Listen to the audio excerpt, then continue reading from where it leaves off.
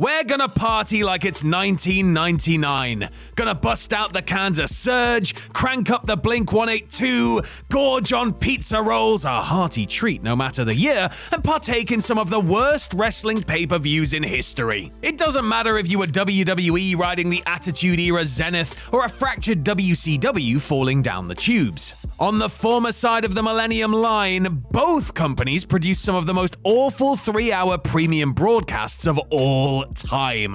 So puke up those pizza rolls all over your ridiculous Jinko jeans in disgust if you must, but there's simply no denying that during the late 90s wrestling boom, a few too many offerings were busts. And as a footnote, this list will understandably omit WWE Over the Edge. That was a truly bad night, but not one that can be mocked through any sort of humorous lens. I'm Sam Driver from Cultaholic Wrestling, and these are the 10 worst wrestling pay-per-views of 1999. Join us!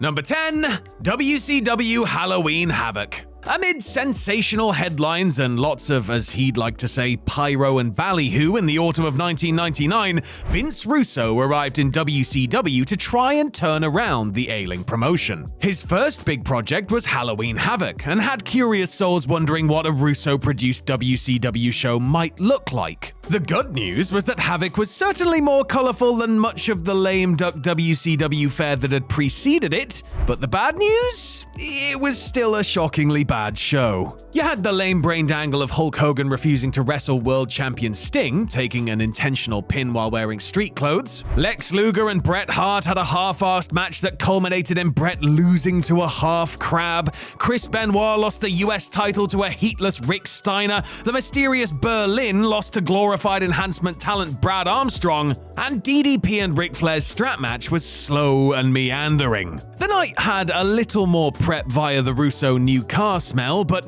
you couldn't call Halloween Havoc good. And that means Sid Vicious's gory blade job was sadly in vain. Number 9, WWE Armageddon. Once more, that old axiom about WWE's December pay-per-views comes to mind. Generally, such cards are thrown together filler events because the company's just trying to get through Christmas and into the Rumble season. The final WWF pay-per-view of the 20th century was no exception. And when the world title bout's a 3-minute nothing burger pitting Big Show against Big Boss Man, you're clearly phoning it in from the ski lodge. The Battle of the Bigs wasn't good, but at least it was 10 times shorter than Triple H and Vince McMahon's 30-minute hide-and-seek brawl that ended the night. Stephanie's heel turn was notable, but the alleged match could have been a hell of a lot shorter. Armageddon boasted such strangeness as the Holly Cousins vs. Viscera and Rikishi, as well as a swimming pool evening gown four-way for the women's belt. About the only good match saw Chris Jericho win the IC belt from China. Everything else ranged from middling to bad. Simply put,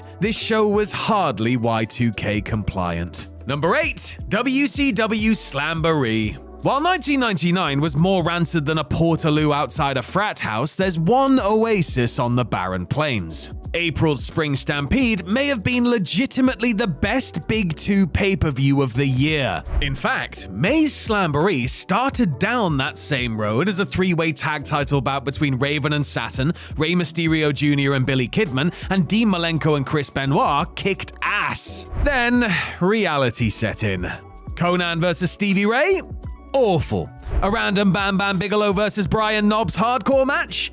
Tedious. Booker T losing to Rick Steiner. Wretched. Roddy Piper versus Ric Flair in a confusing mess to determine who the company president is? For God's sakes, what year is this? Do they know The Rock and Stone Cold are on the other channel? Even Sting and Goldberg, the company's two most beloved stars, couldn't bother getting out of neutral long enough to make their semi-main event interesting. Culminating in Kevin Nash winning the WCW belt from DDP, Slamboree started good enough, but fizzled out mightily. Number 7, WWE Wrestlemania 15. It's possibly a bad omen when Stone Cold, in the main event of the biggest show of the year, forgets his entrance vest and had to enter in a t-shirt ganked from the merch stand. WWE was red hot by this stage of the game, and it's no surprise that 800,000 households tuned into the show of shows, mostly to see ever-popular Austin regain the WWE title. His match with Rock was good, but the rest of the show? Hardly. Where do I even start? How about Undertaker and Big Boss Man's woeful walking in molasses Hell in a Cell match? Or Sable and Tori's botch-filled women's title bout? For novelty, sure, you can watch Butterbean damn near decapitate Bart Gunn in a brawl-for-all match plainly designed to end Bart's WWF career. Mid-card title matches were thrown together with little regard to storyline, while Chyna turned from heel to face back to heel within 45 minutes or so because why not? Austin and Rock was pretty great, sure, and Shane McMahon performed well with X-Pac, but the rest of the night positions 15 as one of the worst manias of all time. Number 6, WCW Starrcade. You know, it's funny. Once Ted Turner bought Jim Crockett Promotions in 1988, thereby creating what became WCW, there have been far more bad Starrcades than good ones. You'd think the granddaddy of them all would have more prestige to its name, but in the pay-per-view era, that hadn't quite been the case. Example, the 1999 show, which revealed the extent of Russo's unfiltered excess. This is, of course, the show where Bret Hart suffered his career-ending concussion after an errant Goldberg kick. Their world title match, complete with cruddy Montreal redo finish, was merely average. Elsewhere on the card, matches like Nash vs. Sid, Sting vs. Luger, and DDP vs. an unhinged David Flair were all abbreviated farces. Then there was the totally random revival in 1999 of Crockett-era stable The Varsity Club to the sounds of mostly dead silence. Also, Ed Ferrara's Oklahoma character briefly wrestled Vampiro. Gotta throw that one in there.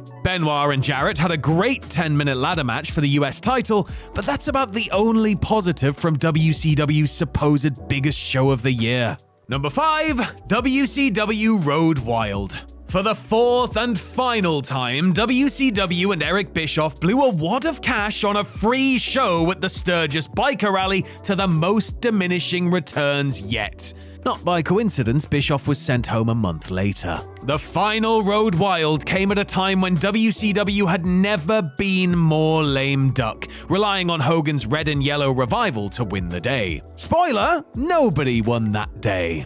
Hogan faced Nash in a world title match where the loser had to retire, setting the record for most hackneyed cliches associated with one single wrestling bout. Their match was actually worse than what preceded it, a truly random Dennis Rodman vs. Randy Savage brawl that, minimal participation in a future TNA match aside, was the Macho Man's final pay-per-view bout ever. Though better than Hogan Nash, Macho vs. the Worm still wasn't good. Buff Bagwell vs. Ernest Miller was expectedly bad, Sting couldn't carry Sid, and Goldberg didn't try to carry Rick Steiner. Who needs motorcycles when you can sleepwalk through a 3-hour show? But at least the Insane Clown Posse had a decent match. Whoop whoop! Number 4, WWE King of the Ring. I think John Goodman said it best in The Big Lebowski when he cried out, "This is what happens, Larry, when you put the crown on Mr. Ass!" Okay, maybe that wasn't the exact line, but such short-sighted booking does warrant the destruction of somebody's car. The WWF could really do no wrong in 1999 because the expansive fan base was tuning in no matter what. Still, something like King of the Ring might have tested one's loyalty.